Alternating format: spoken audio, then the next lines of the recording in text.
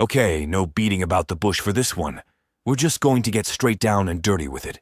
I didn't actually want to make this its own video, but YouTube's algorithmic crunch and the constriction of people's limited attention span allotment forced my hand.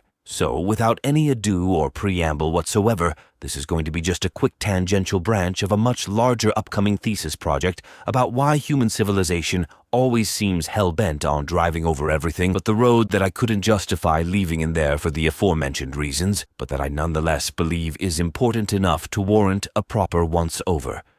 Right, now that we've covered the why, let's get on about the what. Namely, just what the hell do I mean by the video's title? Well, have you ever played Jenga? If not, here's a visual aid. All you need to know to understand my point is that the object of the game is for players to remove blocks from the tower without collapsing it.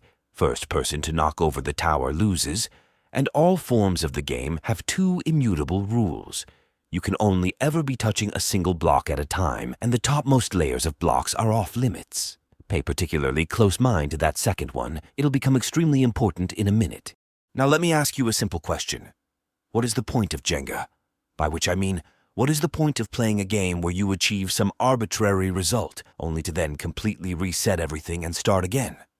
Well, if you're the sort of person who sees everything in terms of mission statements and parameters, i.e., everything that's not a goal to be accomplished is either a tool, an obstacle, or an irrelevant distraction, you'll probably say that there is none, and you'd be objectively correct. Or if you're the sort of person who views life in terms of a road trip, i.e., it's more about the journey than the destination, then you'd likely say that it's a social bonding agent, a form of informal epoxy mortar that can simultaneously preempt and seal nascent cracks in the player's relationship dynamics, as well as bolster the overall structural integrity of their group.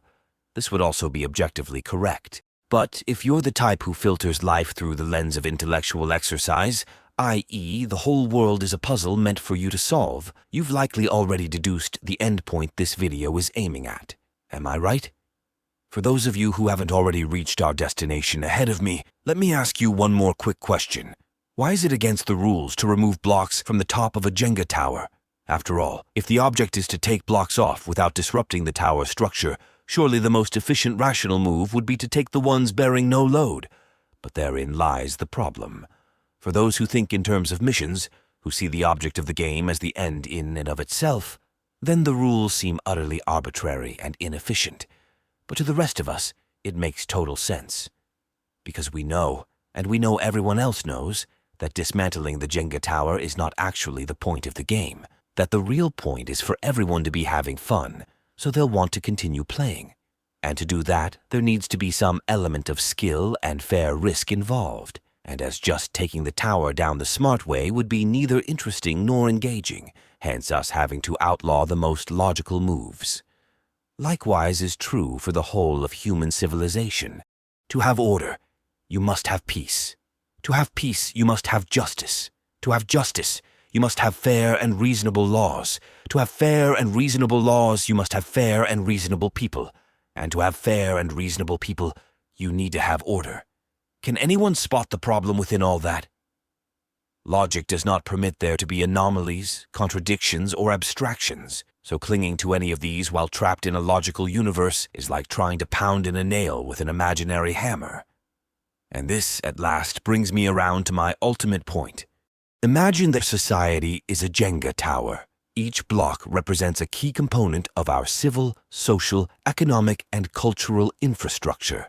Now imagine we start removing blocks we see as having no bearing on the integrity of the structure, i.e., the ones at the very top.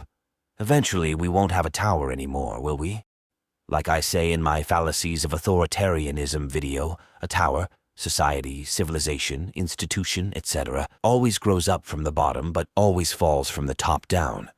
When we're perpetually shown one thing yet told another. When what we're told should be doesn't match up with what demonstrably is. When the warp and weft of your world is woven into a tapestry of lies, heady conceits, and false promises, that is the cauldron where sedation, corruption, tyranny, and ultimately discontent and rebellion are brewed. Hypocrisy and greed and zealous obedience make poor concrete gravel, and if you live in a house made out of cheap foam core, you'd best hope you never live to see any strong winds. Now do you see where I was going with this? I hope so, and hopefully next time will be the big finale.